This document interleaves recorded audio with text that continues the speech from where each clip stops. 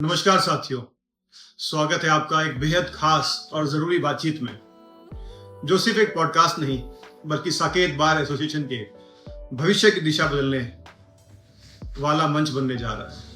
आज हमारे साथ है एडवोकेट अरविंद यादव, जो न सिर्फ एक सशक्त, अनुभवी और समर्पित वकील हैं, बल्कि नए वकीलों के सबसे बड़े मार्गदर्शक और सहयोगी भी माने जाते हैं। 23 साल की प्रैक्टिस, सुप्रीम कोर्ट से लेकर जिला अदालतों तक का अनुभव और सबसे बड़ी बात, हर वकील के लिए कुछ कर गुजरने का जज्बा। अब सवाल यह है, क्या साकेत बार में एक ऐसा नेतृत्व चाहिए जो नए वकीलों को सपोर्ट करे, बार को पारदर्शी बनाए और हर वकील की आवाज को ताकत दे? अगर हाँ, तो आज की चर्चा को ध्यान से सुनिए, क्योंकि अरविंद यादव जी यहाँ है अपने विजन, अपनी योजनाएं और अपने इरादों को आपके सामने रखने के लिए। तो तैयार हो जाइए दोस्तों, क्योंकि आज हम जानेंगे साकेत बार के वकीलों का भविष्य कैसे बदलेगा, युवा वकीलों को सपोर्ट देने के लिए क्या योजनाएं होंगी और इस बार चुनाव में सबसे बड़ा मुद्दा क्या रहने वाला है। मैं हूं अमोद विधुड़ी और आप सुन रहे हैं एक ऐसा पॉडकास्ट जो सिर्फ बातचीत नहीं, एक बदलाव की शुरुआत है। अरविंद जी, सबसे पहले आपका स्वागत है। आप 23 वर्षों से वकालत कर रहे हैं, लेकिन इस बार साकेत बार एसोसिएशन के अतिरिक्त सचिव पद के लिए चुनाव लड़ रहे हैं। यह फैसला क्यों लिया? अमोद जी, सबसे पहले आपका और इस मंच का धन्यवाद। ये फैसला कोई अचानक से लिया गया निर्णय नहीं है। मैं पिछले 22 या 23 वर्षों से वकालत कर रहा हूँ। जब 2010 में साकेत कोर्ट की स्थापना हुई, तब से यहाँ सक्रिय रूप से कार्य कर रहा हूँ।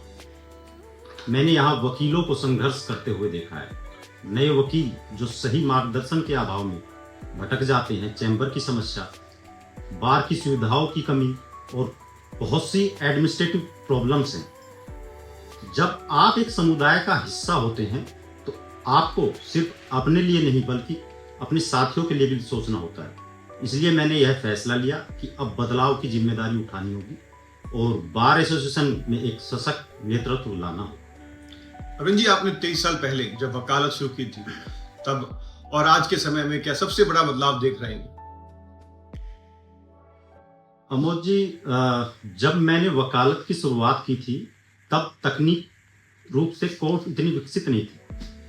हमने केस लॉ पढ़ने के लिए मोटी मोटी किताबों में समय देना पड़ता था। आज डिजिटल कोर्ट्स हैं, तो इसमें रिसर्च को आसान बना दिया गया है। लेकिन एक नई चुनौती आई है, बढ़ती प्रतिस्पर्धा और कम शुरुआती अवसर।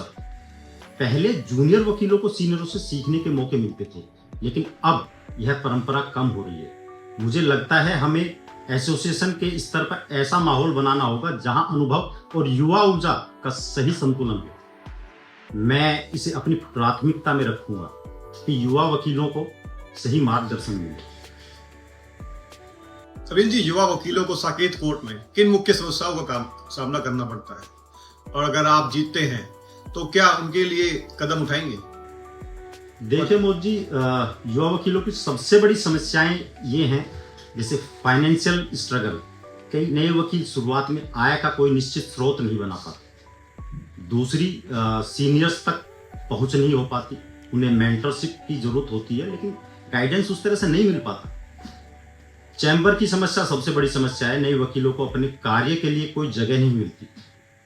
डिजिटल रिसर्च संसाधनों की कमी। कई बार नए वकीलों को केस लॉ और लीगल रिसर्च जैसे बेसिक्स चीजों के लिए कठिनाई होती है। अगर मैं जीतता हूं, सबसे पहले इन समस्याओं का समाधान लाने का प्रयास करूंगा। मेंटरशिप प्रोग्राम शुरू करेंगे। हर नए वकील को एक सीनियर वकील से जोड़ा जाएगा। उसमें आगे बढ़कर डिजिटल रिसर्च सेंटर्स बनाए जाएंगे। बार में एक डिजिटल कानूनी रिसर्च सेक्शन स्थापित किया जाएगा। फाइनेंशियल सपोर्ट स्कीम्स, जैसे नए वकीलों के लिए ब्याज मुक्त कोई लोन या मेडिकल फैसिलिटीज जैसी सारी चीजें, उन पर काम किया जाएगा। स्पेशल चैम्बर पॉलिसीज हैं। साकेत कोर्ट में वकीलों को प्राथमिकता दी जाएगी। नए चैम्बर्स की जगह पर विशेष ध्यान दिया जाएगा। अगर युवा वकीलों को सही मार्गदर्शन मिले तो हमारी पूरी लीगल कम्युनिटी और भी ज्यादा मजबूत हो। अरविंद जी, कई युवा वकील यह सोचते हैं कि सीनियर वकील उन्हें सही मौके नहीं देते। आप इसे कैसे बदलेंगे? मैं इस समस्या को पूरी तरह से समझता हूँ। मैं खुद एक फर्स्ट जनरेशन लॉयर हूँ और जानता हूँ बिना गॉडफादर के मुकाम हासिल करना कितना मुश्किल होता है। इसलिए अगर मैं एडिशनल सेक्रेटरी चुना जाता हूँ तो मैं senior junior lawyer connect program शुरू करूँगा, जहाँ हर एक सीनियर वकील को 1 या 2 जूनियर वकीलों को अटैच किया जाएगा। इससे न सिर्फ नए वकीलों को सीखने का मौका मिलेगा, बल्कि सीनियर्स को भी युवा ऊर्जा और नई सोच का फायदा होगा। एक संतुलन बनेगा। अरविंद जी, हाल ही में वकीलों के साथ सुरक्षा को लेकर कई घटनाएं हुई हैं। आपकी इस मुद्दे पर क्या राय है और इसे लेकर आपकी रणनीति क्या होगी? अमोद जी, बहुत ही गंभीर मुद्दा है। वकील केवल पेशेवर नहीं होते, बल्कि न्यायपालिका की रीढ़ होते हैं। अगर उनकी सुरक्षा खतरे में होगी तो पूरा सिस्टम कमजोर हो जाएगा। इसलिए एडवोकेट प्रोटेक्शन एक्ट की मांग बार एसोसिएशन के माध्यम से सरकार पर दबाव बनाया जाएगा और दिल्ली में यह कानून लागू हो, इसके लिए सारे प्रयास किए जाएंगे। कोर्ट परिसर में सुरक्षा उपायों को बढ़ाना, पुलिस प्रशासन के साथ तालमेल बैठाकर सुरक्षा को मजबूत किया जाएगा। हेल्प डेस्क और आपातकालीन गाइड हेल्पलाइन, किसी भी वकील को तुरंत मदद मिल सके, इसके लिए 24x7 हेल्पलाइन चलाई जाएंगी। मैं चाहता हूं वकीलों का सम्मान और उनकी सुरक्षा सर्वोपरि रहे। अरविंद जी, आपने वकालत की शुरुआत सुप्रीम कोर्ट में इंटर्नशिप से की थी और आज दिल्ली हाई कोर्ट व सुप्रीम कोर्ट तक प्रैक्टिस कर रहे हैं। इस सफर को कैसे देखते हैं आप? अमोद जी, बड़ा रोचक सवाल है। जब मैंने इंटर्नशिप की शुरुआत की थी तो यह सफर बहुत कठिन था। सुप्रीम कोर्ट में केस कैसे लड़े जाते हैं, कैसे रिसर्च किया जाता है, वहां मैंने ये सब सीखा। इसके बाद मैंने लॉ की पढ़ाई कंप्लीट की, फिर एक कॉर्पोरेट लॉ फर्म में मैंने काम किया। लेकिन मेरा असली सपना लिटिगेशन में आने का था, खुद को एक प्रैक्टिसिंग लॉयर बनाने का था। जब मैंने अपना सफर पटियाला हाउस कोर्ट से शुरुआत किया तो दिन भर वहां केस संभालता और फिर दिल्ली हाई कोर्ट तक भागता। उस समय कई डिस्ट्रिक्ट कोर्ट्स नहीं थी तो सभी जगह भागना पड़ता था। कुछ सालों में मैंने सुप्रीम कोर्ट में प्रैक्टिस शुरू की। आज साकेत कोर्ट में मेरा अपना चैम्बर है। यह सफर केवल मेरे लिए नहीं, बल्कि उन सभी नए वकीलों के लिए प्रेरणा का स्रोत है कि एक मेहनत और लगन से कोई भी मुकाम हासिल किया जा सकता है। अरविंद जी, आपने हाई कोर्ट और सुप्रीम कोर्ट में भी प्रैक्टिस की है, लेकिन आज भी जिला अदालतों में सक्रिय हैं। इसका मुख्य कारण क्या है? अमोद जी, देखिए, मेरी जड़ें जिला अदालतों में ही। मैंने अपनी यात्रा पटियाला हाउस कोर्ट से शुरू की, वहां से Delhi high court, supreme court तक पहुंचा। मैं चाहता तो पूरी तरह हाई कोर्ट या सुप्रीम कोर्ट में शिफ्ट हो सकता था, लेकिन जिला अदालतों से अपनापन है, एक भावनात्मक, एक इमोशनल कनेक्ट, एक जुड़ाव है। यहाँ आकर मुझे ऐसा लगता है कि मैं न्याय दिलाने की प्रक्रिया में बेसिक लेवल पर योगदान कर रहा हूँ। अरविंद जी, कोर्ट में आपके प्रति वकीलों और जजों का सम्मान किस वजह से बना है?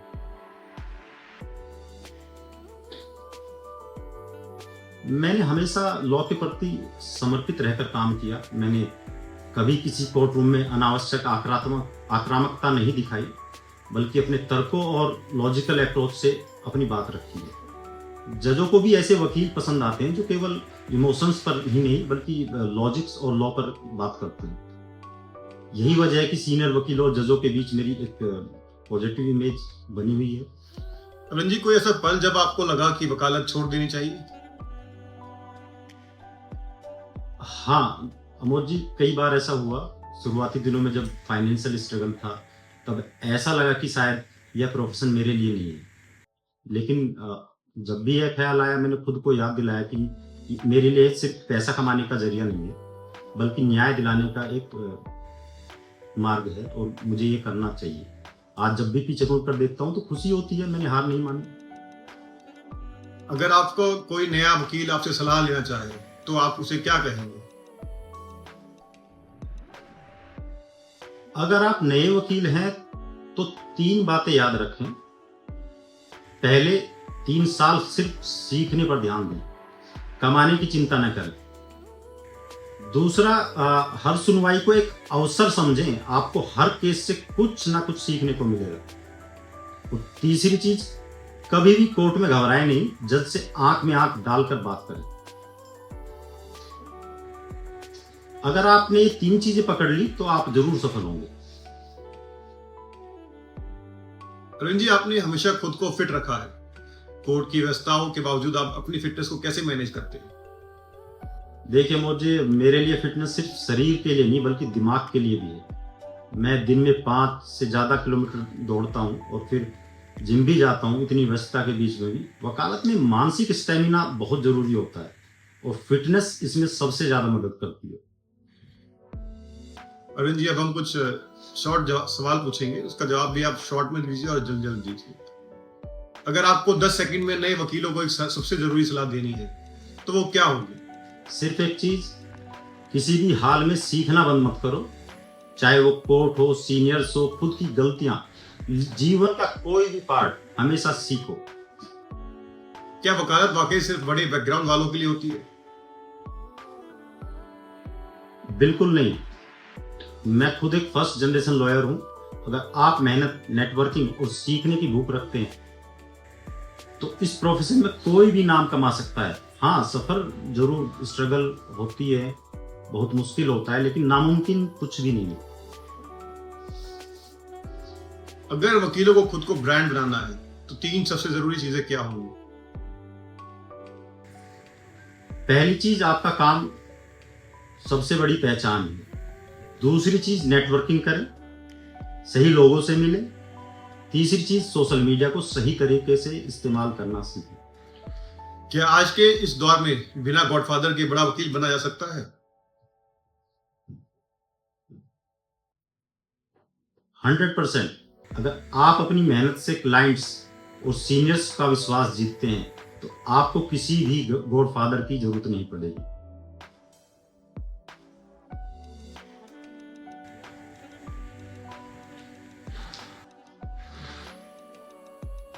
अरविंद जी, अगर मैं 2 साल का नया वकील जिसकी वकालत अभी अभी शुरू हुई है और बिना किसी जान पहचान के अपना नाम बनाना चाहता हूँ तो क्या करना चाहिए? हर दिन कोर्ट जाएं, फ्री में भी केस हैंडल करने को तैयार रहें, सीनियर्स के पास जाएं और मदद मांगो। और सबसे जरूरी चीज, लगातार कंटिन्यूअस सीखते रहो। आपने सुप्रीम कोर्ट से अपनी इंटर्नशिप शुरुआत की थी। क्या वहां के जजों से कोई ऐसा अनुभव रहा जो आज तक याद है? अनुभव तो कई हैं मोदी जी, हाँ, लेकिन मैं सुप्रीम कोर्ट में इंटर्नशिप के दौरान एक जज को लाइब्रेरी में मिला था। मैंने वनस्थली अपने लिए एक सलाह मांगी कि उन्होंने कहा कि अच्छा वकील बनने के लिए मेहनत को नियम बना लो, लगातार अपने ऊपर काम करते रहना चाहिए। उनकी ये बात आज तक मेरे जहन में है।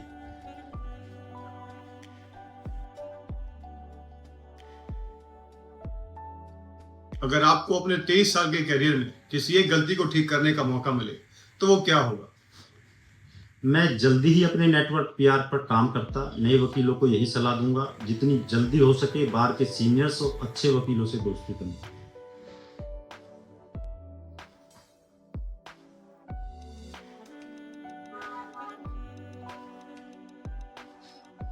अरविंद जी, आपको अपनी सफलता का सिर्फ एक कारण बताना हो तो वह क्या होगा? सिर्फ और सिर्फ डेडिकेशन। मैंने कभी अपनी मेहनत में कभी कोई कमी नहीं छोड़ी।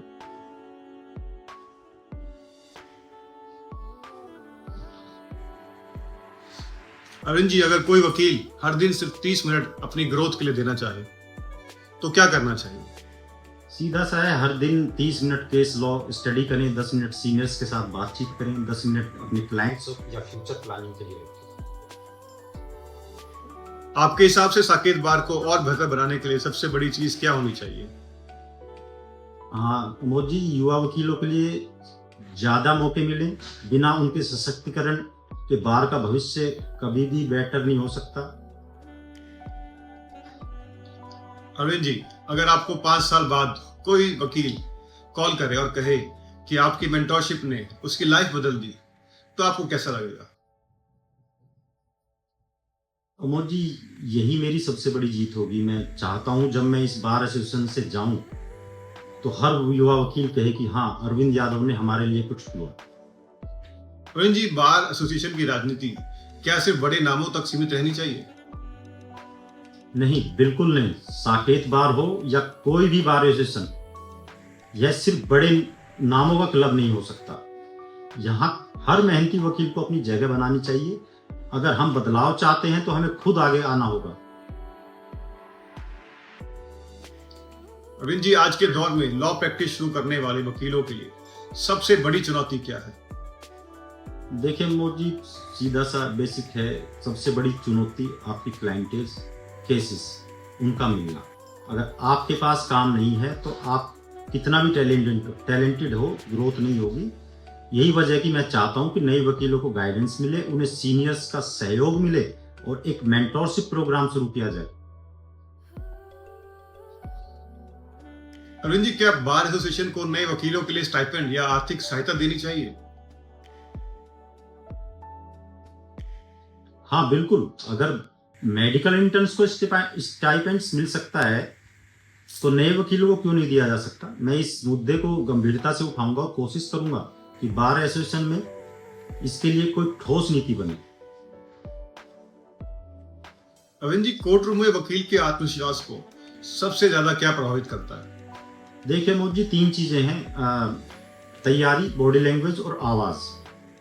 अगर आप पूरी तैयारी के साथ जाएं, अपनी बॉडी लैंग्वेज को कॉन्फिडेंट रखें और क्लाइंट के लिए मजबूती से खड़े हो सके तो कोई भी जज आपको सीरियस ही लेगा।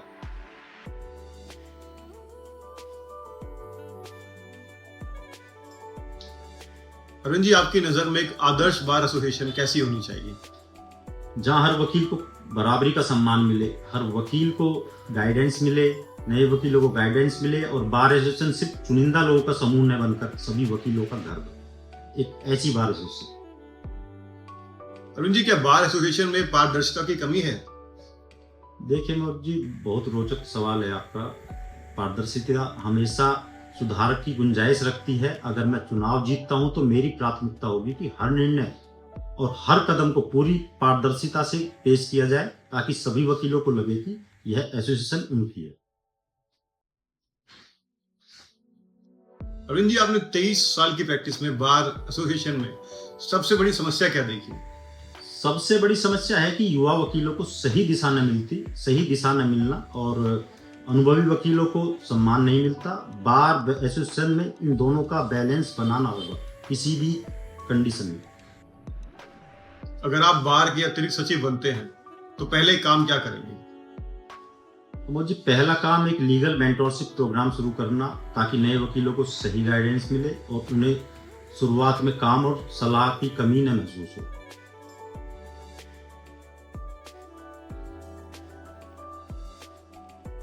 अरविंद जी, क्या आपको लगता है कि नए वकीलों को सोशल मीडिया का सही इस्तेमाल करना चाहिए? बिल्कुल अमोद जी, ये तो आज सोशल मीडिया सिर्फ पर्सनल लाइफ तक ही सीमित नहीं है। अगर सही तरीके से इस्तेमाल करें तो यह नेटवर्किंग, लीड जनरेशन और ब्रांड बिल्डिंग में बहुत मदद कर सकता है। अरविंद जी, क्या बार एसोसिएशन को वकीलों के लिए हेल्थ और फिटनेस प्रोग्राम शुरू करने चाहिए? 100%। एक वकील की मेंटल और फिजिकल फिटनेस बहुत जरूरी है। मैं चाहता हूं बार एसोसिएशन में जिम और हेल्थ चेकअप की सुविधाएं व्यवस्थित की जाएं ताकि वकील स्वस्थ रहें और अच्छे से काम कर सकें। सुप्रीम कोर्ट और हाई कोर्ट की तरह क्रिकेट, फुटबॉल, बैडमिंटन और टेनिस की प्रतियोगिताएं भी हों।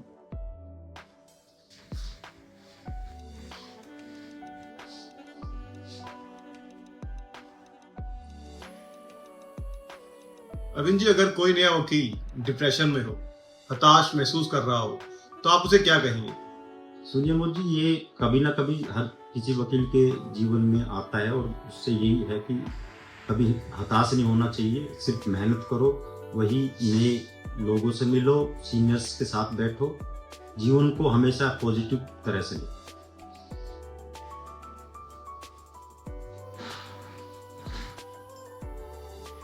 अरविंद जी, इस बार का चुनाव बहुत ही कॉम्पिटिटिव होने वाला है। आप इसे कैसे देख रहे हैं और वोटरों को क्या संदेश देना चाहिए? मुझे जहां तक है, मुझे बिल्कुल स्पष्ट है।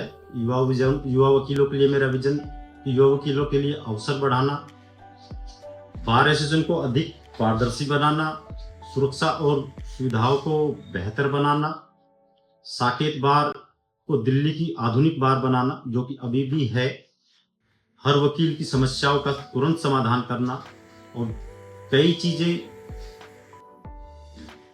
जैसे लीगल इंफ्रास्ट्रक्चर को लेके यहाँ पर सर्टिफाइड कॉपीज अप्लाई करने में दिक्कत होती है, उनकी डिलीवरी होने में दिक्कत होती है। वो सारी चीज़ें फाइलिंग से लेकर वो सारी तमाम चीज़ें उनको सुनिश्चित कराना, यही मेरी प्राथमिकता होगी। चुनाव को लेके मैं बहुत कॉन्फिडेंट हूँ और टीम सबका एक हार्ड वर्क है। हार जीत एक अलग विषय है। अपने कर्म में विश्वास रखता हूँ। अरविंद जी, आपने अपने विचारों को बहुत स्पष्टता से रखा। हम आपको शुभकामनाएं देते हैं और आशा करते हैं कि आप अपने विजन को साकार करेंगे।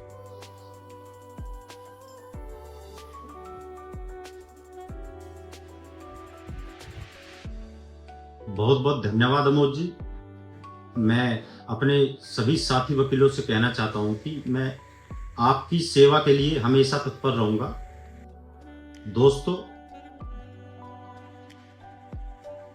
दोस्तों, आज की बातचीत से एक बात तो साफ हो गई कि वकालत सिर्फ कोर्टरूम में लड़ने का नाम नहीं, बल्कि एक समुदाय बनाने का काम भी है।